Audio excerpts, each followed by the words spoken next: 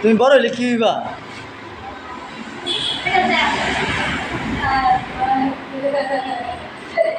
বড় হইলে কি হইবা? মিস্ত্রি বলে কি এর মিস্ত্রি? বলে তুমি হবে কি করো? কাঠ মিস্ত্রি করে কাম করি। হবে কাঠ মিস্ত্রির দোকানে কাজ করো আর বড় হইলে বলে মিস্ত্রি হইবা। ওই এটা কি কয় ওই? হ্যাঁ, এটি একটা কথা, তুই করস কাঠের কাজ, তুই বড় হয়ে ওয়ার্লিং মিস্ত্রি হইবি, এটা কেমনি আবার?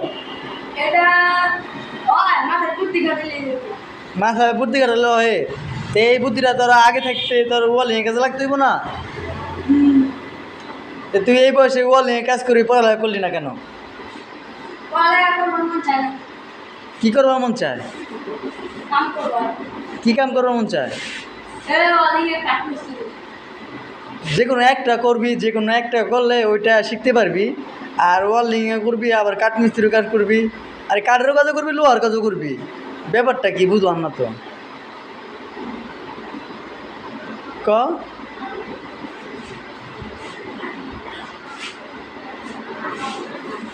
কি ভাবস ক? আর তুই কি কাজ করলে খুশি আছস? কাঠ মিস্ত্রির কাম করে বলে মিস্ত্রি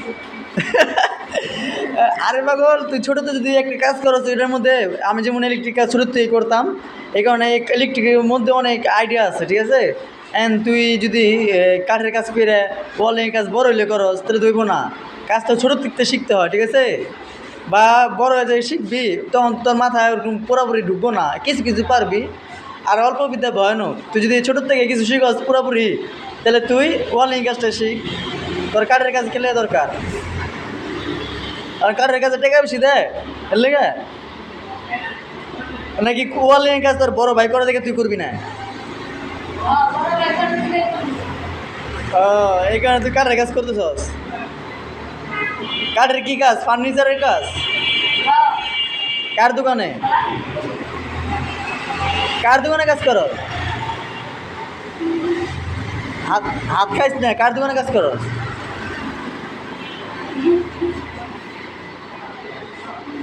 কার দোকানে? কবি না নুরুল কাকার দোকানে? নামও জানোস না? আচ্ছা, ঠিক মতন করবি তো কাজ। এটা কিন্তু যে ভিডিও প্রমাণ থাকবো, ঠিক আছে? সবাই দেখবো, আর সবাই বলো আমাদের সাপোর্ট করবেন, আর আমাদের বেশি বেশি স্টার দিবেন।